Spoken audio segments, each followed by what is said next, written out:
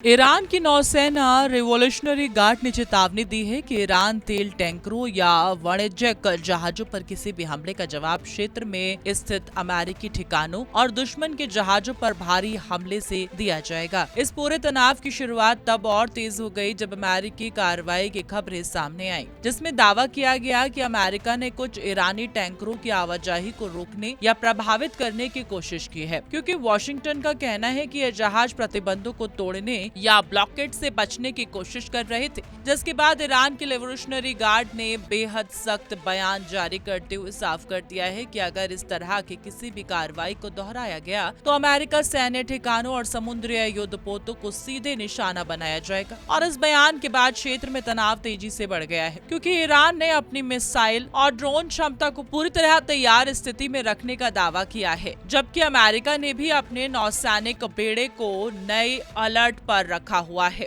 और दोनों देशों के बीच ये टकराव अब सिर्फ बयानबाजी तक सीमित नहीं रह गया, बल्कि जमीन से लेकर समुद्र तक एक वास्तविक तनाव का माहौल बन चुका है।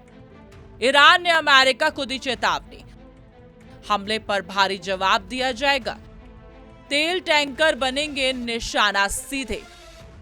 हॉर्मुज में बड़ा युद्ध जैसा तनाव। हॉर्मुज स्ट्रेट को दुनिया का सबसे महत्वपूर्ण समुद्री मार्ग माना जाता है, क्योंकि वैश्विक तेल व्यापार का एक बड़ा हिस्सा इसी संकरी जलधारा से होकर गुजरता है। और यही वजह है कि यहाँ किसी भी तरह का तनाव पूरी दुनिया की ऊर्जा अर्थव्यवस्था को सीधे प्रभावित करता है। पिछले कुछ दिनों में स्थिति इतनी संवेदनशील हो गई है कि कई शिपिंग कंपनियों ने अपने जहाजों के रूट बदल दिए हैं और कुछ ने अस्थायी रूप से इस रास्ते से गुजरना ही रोक दिया है। जबकि ईरान पहले भी ये संकेत देता रहा है कि अगर उसके हितों पर दबाव बढ़ा तो वह समुद्री मार्ग को बाधित करने पर विचार कर सकता है। इसी वजह से अंतर्राष्ट्रीय बाजार में अनिश्चितता बढ़ गई है और खासकर तेल की कीमतों में उतार चढ़ाव साफ दिखाई देने लगा है। और भारत समेत कई देश जो खाड़ी तेल पर निर्भर हैं, वो भी इस स्थिति को लेकर सतर्क हो गए हैं, क्योंकि सप्लाई चेन पर किसी भी तरह का असर सीधे घरेलू बाजारों में दिखाई देता है। दूसरी तरफ ईरान लगातार ये आरोप लगा रहा है कि अमेरिका ने सीजफायर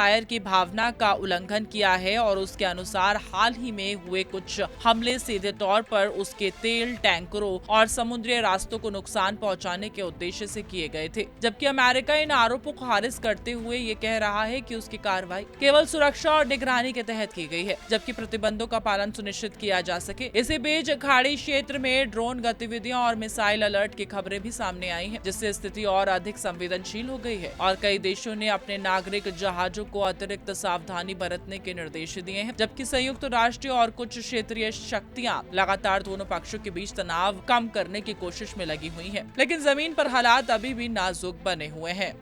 अमेरिका ने ईरानी टैंकर रोके, ओमान की खाड़ी में ड्रोन हमला, हॉर्मुज स्ट्रेट में जहाज निष्क्रिय, ईरान के बंदरगाह पर रोक लगी। इस पूरे तनाव का सबसे बड़ा असर अब वैश्विक तेल बाजार पर दिखाई देने लगा है, क्योंकि जैसे ही हॉर्मुज स्ट्रेट में अनिश्चितता बढ़ी है, वैसे ही कच्चे तेल की कीमतों में उछाल दर्ज किया गया है।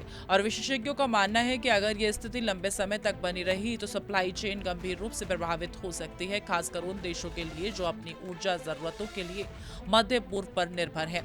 इसी वजह से शिपिंग कंपनियों ने अतिरिक्त सुरक्षा उपाय लागू किए हैं।